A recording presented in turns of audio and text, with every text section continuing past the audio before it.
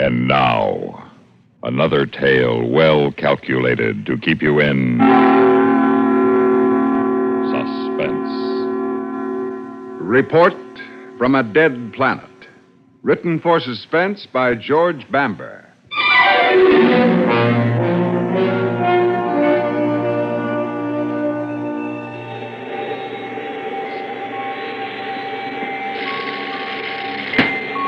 Oh, Dr. Siddons. What are you doing here? Oh, I might well ask you the same thing. Well, I couldn't sleep. I'd close my eyes, and then I'd think, Jeffries, old man, tomorrow you make history. One of the first men to set foot on an inhabitable planet. And then the next thing I'd know, my eyes would pop open, and I'd be staring up in the darkness. So you came up here to have another look at it, huh? How did you know? Well, I'm afraid buck fever isn't restricted to the young. Oh, gosh. It's beautiful, isn't it? Yes, it is. Just look at it. How it hangs out there in space. Motionless. Like a huge ball or a giant pearl. Kind of luminescent, gray. It's rich against the blackness of space. The light of the stars. Red, green, against yellow. Look here on the radar. The land masses show up quite clearly now through the cloud layer. But, Doctor, it's almost water. Mm-hmm. More than 3/4 of X-37J surface is covered with water. Well, do you think the land will be firm enough to set down on? As dry as the land at home. Attention! At ease. Dr. Siddons, I was just going to send for you. What's up? I don't know. I just got a report from the con that the Van Allen belt for this planet is about 50 times more intense than they anticipated. Oh, well, here, let's see. Yes, I see. The radiation's about 50 times above normal. The ship okay? Oh, yes. Our hull is designed to withstand 100 times that. What do you make of it? Well, I don't know. It's not normal for this large a concentration of radiation to be in the magnetic field around the planet. You mean somebody would have had to put it there? Oh, well, I didn't say that. But it is possible that it was put there to act as a barrier to incoming rocket ships, right? Yes, it is possible. Well, then that means there's life here. No, not necessarily. Of course, we know this planet is capable of supporting life. That's why we're going to explore it. But to jump to the conclusion that it is intelligent life and hostile to our exploration is not only unscientific, it's completely unfounded at this point. It may be that the intense presence of radiation in the Van Allen belt of this planet might be due to natural causes, ones we hadn't anticipated. But whether there are people down there, such as ourselves, is something we can't possibly say until we've landed. Mm-hmm. Well, I'm going to sensitize the ship's defense system and post orders for the landing party to carry their weapons. Yes, it's a wise precaution. Now, in the meantime, it's 5 hours till touchdown. I suggest you gentlemen get some sleep while you can. I have a feeling you're going to need it once we land.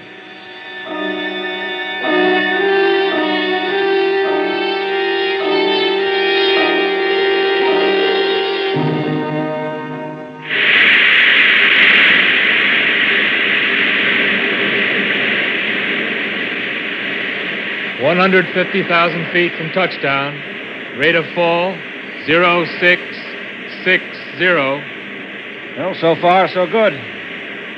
145 from touchdown. Rate of fall. If they had any 06. anti-rocket devices, they would have sent them up by now. We're well into their atmosphere. Yes, unless they're planning some kind of trap, letting us land so they can capture us intact once we're on the ground. If there's anybody down there. We've been monitoring the radio frequency since last night, and there hasn't been a sound. Whatever life is down there, I'm sure we'll be able to handle. 110,000 feet from touchdown. Rate of fall. I see you're keeping to the edge of the landmass. Yes. I want you to be able to get your ocean samples without a lot of traveling. Well, may I suggest you set down where that large river empties into the sea? That way I can take fresh water samples as well. You see there, on that peninsula? You think that's big enough? I make it to be about 2 miles wide. Plenty of room for us. Jenkins, what's the spectrographic reading for that peninsula? Solid mineral. Granite-like composition. It should support us. Well, it's not a peninsula, sir. It's an island. You see, here, how the river cuts around it at the north end? Cutting it off from the main body of land? Yes. Well, that makes it all the better. It's small enough, surrounded by water on four sides. Makes it easier to defend if there are hostile people down there. 100,000 feet from touchdown. Rate of fall 0790. Collins, set a course for that island. Aye, aye, sir. Dr. Siddons. Yes? There's something funny about that island. Look, here on the spectrograph. Well, what is it? Well, look how the whole thing shows up gray. Solid rock. Except for this patch of green, the only spot on the whole island. There's nothing unusual about that.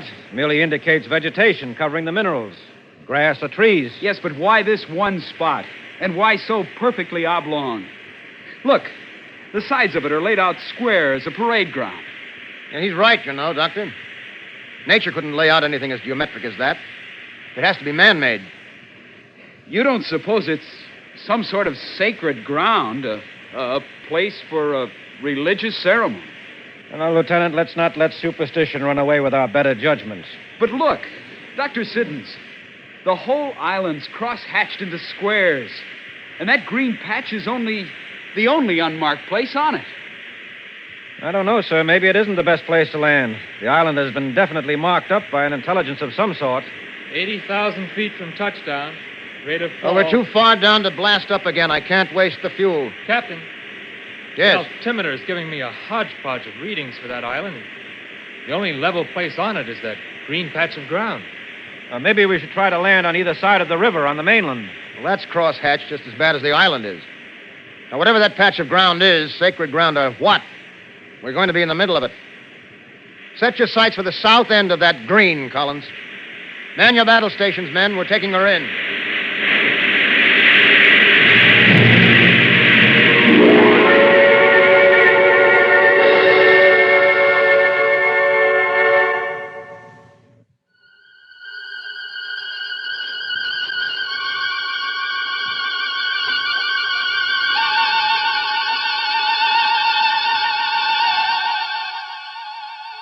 Well, gentlemen, we made it. The New World. Keep your eyes open. You see any movement? No, sir. Ooh. It looks like we've landed in the middle of a huge graveyard. What are they, Dr. Siddons? Monuments? No. They're too big for that. No, I imagine they're dwelling places of some sort. See all those little squares they cut in them? They must be windows. Wow. Then there's no question that there are creatures on this planet. No. Well, then where is everybody? Yes, that's a very good question. Well, I would say that they were scared away by the roar and blast of our landing rockets. And I would say that they evacuated this place when they saw us coming, and that they're waiting for us to get on the ground where they can attack us. Well, what are we going to do? The only thing we can do. It's obvious they aren't coming to us. We go to them. Let's suit up. Be ready to leave the ship by 0800. And every man carry his assigned weapon.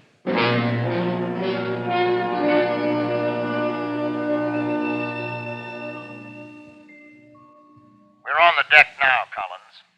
So we're spread out in a defensive perimeter. You are in complete charge of the ship. Aye, aye, sir. Now, no one is allowed to re-enter the ship without the proper password, no matter what the circumstances. And if for any reason you think things have gone wrong, you are to blast off and make your report to home. You understand that? Aye, aye, sir. Very good. Have you made your readings, Doctor? Yes, sir. It's just as we predicted from home. Though the ground radiation level is a little bit higher than we anticipated. Here, you can see for yourself. That dangerous? Oh, it's more than safe for us. There's no reason why we can't get out of these suits and walk around the same as at home. Mm-hmm. Unless there's the presence of a gas we don't know about. Yes, that's true. I need a volunteer. Oh, Captain, I would like to volunteer. No, not you, Dr. Siddons. You're too valuable to the expedition. I can't let you do that. Well, there's no danger. said yourself. Please, Captain. You were the first person to set foot on this new world. I'd like to be the first to breathe its air. Well, all right, Doctor. But be careful.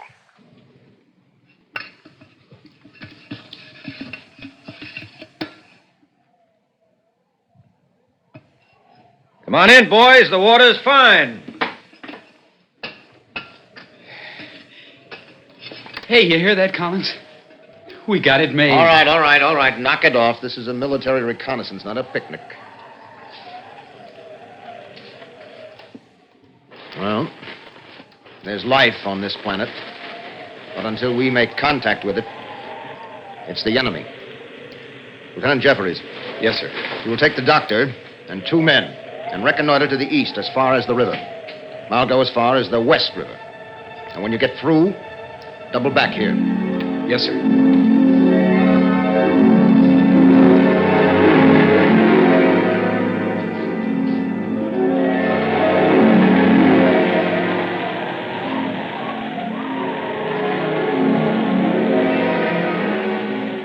See anything, Doc? No. Oh, we've been lying here so long, staring at the window so long. I feel like there's a million pair of eyes staring back at us. What do you suppose they look like? I don't know. I haven't any idea. It's weird. Hunting for creatures and you don't know what they look like. Yes. Well, I guess we could lay here forever. Wouldn't do any good. If we're going to find them, we're going to have to get them. Such crude dwellings. They must have lived absolutely one on top of the other. Any volunteers to go with me? I'll go with you. All right. Now, the rest of you stay here.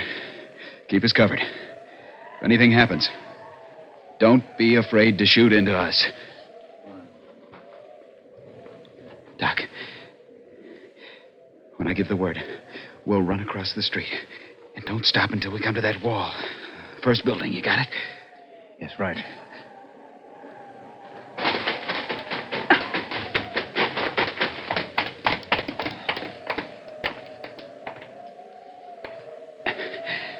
Well, so far, so good. Yes. Just above your head. Huh? There's one of the windows, but it's filled with plastic. I'll see if I can break it. No, you can't shatter plastic. What? There's nothing but glass. Old-fashioned glass. Yeah. Hello in there. Anybody home? Move along the wall. Right. There's a doorway up ahead, I think.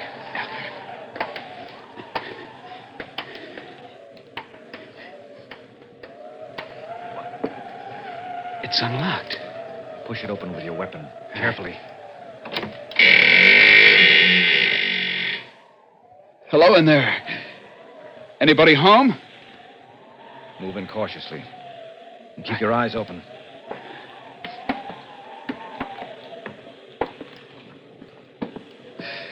Hey, there's one. Stop! That's an effigy of some sort. See, it isn't living. It's a statue of some kind. See? It's made out of some sort of alloy. Are you sure? Yes. You suppose that's what they look like? Well, I imagine so. Animals aren't given to making statues of themselves. Such ugly-looking creatures. You suppose that's its head? Yes. And you see, these must be the arms, and these are clearly the legs. Well, look how close together the eyes are placed. And the spindly legs. Ugh. I hope we don't run into one. I don't think we will. What do you mean? Not in this city, at least. Here, look at the gray dust on the floor. It's almost 2 inches thick. Yeah. I noticed the same thing in the street. No, if there are any of these monstrosities left, they aren't here. This city hasn't been used for a long, long time. Maybe 1,000 years.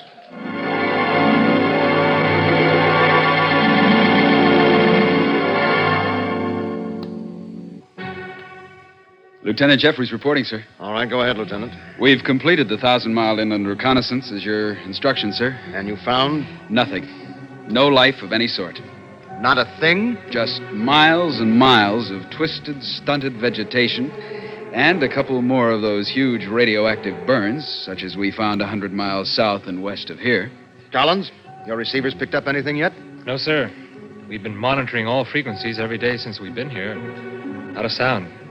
Nothing but random radio interference from outer space. What about the television satellites we sent up? Well, they've covered the surface of this planet 100 times, sir. Not a sign of movement anywhere. Well, Dr. Siddons, what do you make of it? Well, it would be unethical for me to venture an opinion at this time. Come now, Doctor, come now. You must have some idea. For the past 10 days, you've been doing nothing but nosing around these old ruins. You must have drawn some conclusions. Well, now, this is only my opinion, mind you. We won't know until all the facts are in. But as we know, this planet was at one time inhabited by living creatures much like ourselves, no matter how repulsive they may appear to us. They were biped, carnivores, and possessed a certain amount of intelligence. Well, what happened to them? Well, in order to understand what happened to them, you have to understand the people themselves. Now, as I've said, they were very primitive and very superstitious. True, they had advanced from the Stone Age to the threshold of nuclear energy, but culturally and morally, they hadn't gotten much beyond the Iron Age. So, then they discovered the tremendous power of nuclear energy, Yes, exactly. The very first use they made of it was to blow a couple million of their fellow creatures off the face of the planet.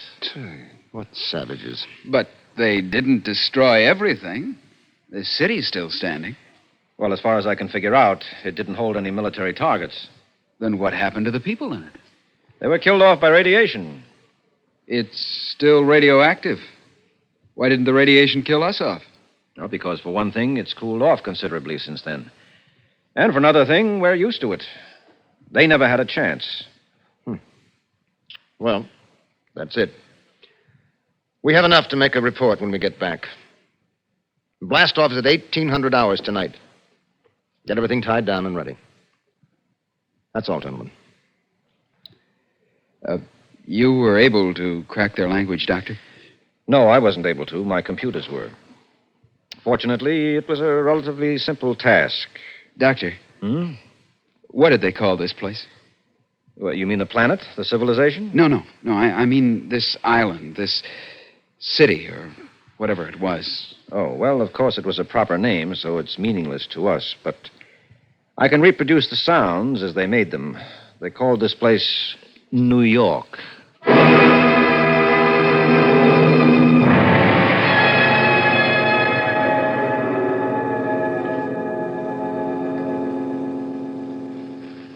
Suspense.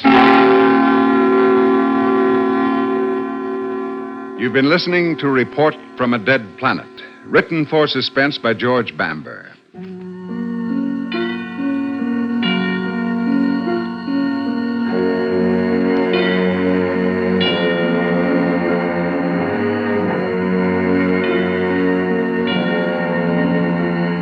Heard in tonight's story were Bill Mason as Lieutenant Jeffries, Les Damon as Dr. Siddons, John Larkin as the captain, and Phil Meader as Collins.